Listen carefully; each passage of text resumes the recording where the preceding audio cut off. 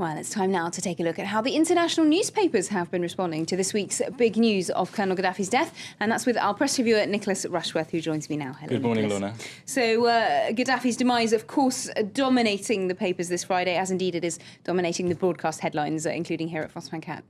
Gruesome images wherever you look, hard to avoid, but not on the front page of the International Herald Tribune. There, the headline, you can see Gaddafi's brutal end and Libyans rejoicing there at his death. Now, that paper is headlining Gaddafi's brutal end, and also with this headline, European power felt in the conflict. Now, it says that European politicians and generals too are rejoicing along with those Libyans, but if anything casts a pall on the celebrations, it's the question of whether a NATO airstrike or on a convoy near Sirte might have contributed or directly caused Gaddafi's death, something not specifically authorised by UN resolutions.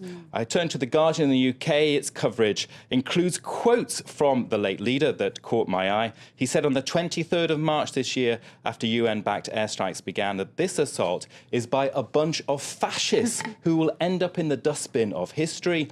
Earlier on the 22nd of February, he said, "I will not leave this land. I will die as a martyr." He certainly didn't leave Libya, did he? But what about some of the reaction in the Arab press?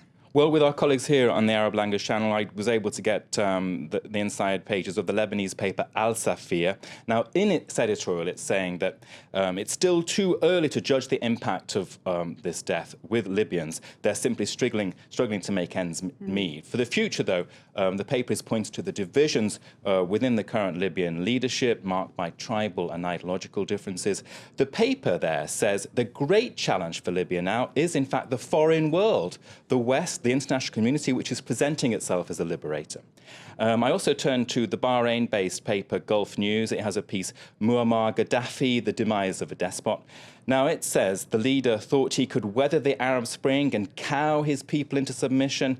In the end, the man with the larger-than-life personality was blown away, the paper says, as surely and as brutally as an unsuspecting airliner climbing through the Scottish skies. Indeed, a very clear reference there to, of course, to the Lockerbie bombing. And that connection between Gaddafi and Lockerbie is being spelled out, particularly in the British tabloids, of course, in no uncertain terms. So let's take a look at The Sun and the Daily Mirror. Well, look at this, the Sun page. Well, don't look at it if you're, well, it's a bit too late now, but it's really graphic stuff, and it's causing controversy there. You can see a close-up of the bloodied head of Gaddafi next to a headline there. That is for Lockerbie and for Yvonne Fletcher and the IRA Semtux bomb victims. Now, that's an echo of David Cameron, the Prime Minister of the UK, yesterday saying that what we should do now is remember the victims. Turning now to the Daily Mirror. It, too, is just simply headlining shocking footage. And there again, you can see Gaddafi with a receding hairline and blood splattered everywhere. Now, the subheading there is pleading tyrant shown no mercy by rebels, and the headline, "Don't shoot," a reference there to apparently his final words. That coverage has drawn criticism. I looked at some tweets this morning and saw one from Parminder Nagra, who's tweeting there. She's saying, the Mirror's Gaddafi front page is as bad as the Sun's. When did this become okay? And that's echoed by another tweet from Mike Burgess, who is saying, he is surprised by the content of the papers today. I was no fan of Gaddafi, but do we have to revel in this?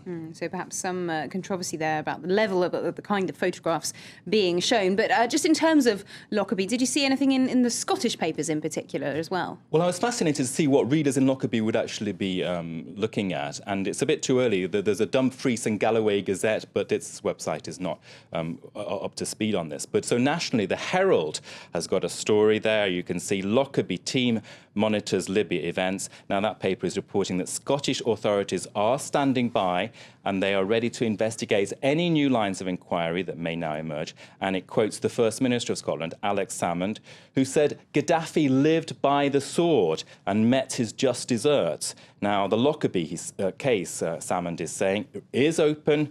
Abdel Basset Al-Megrahi is the only person convicted so far, but Salmond insists he did not act alone. So that will continue. Indeed, and perhaps slightly ironic that Abdel Basset al-Megrahi is still alive and Colonel Gaddafi is now dead. Very Thank good you very point, much very good point. indeed, Nicholas, for that look through all the international newspapers this Friday.